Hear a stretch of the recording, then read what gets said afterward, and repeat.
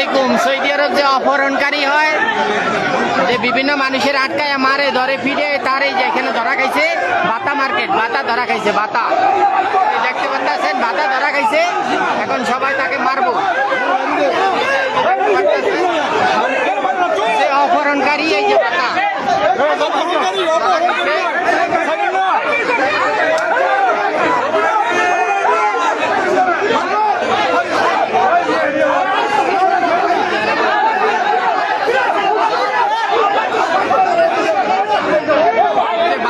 অপহরণকারী এগুলো ধরা খাইছে এখানে এক গাড়ি।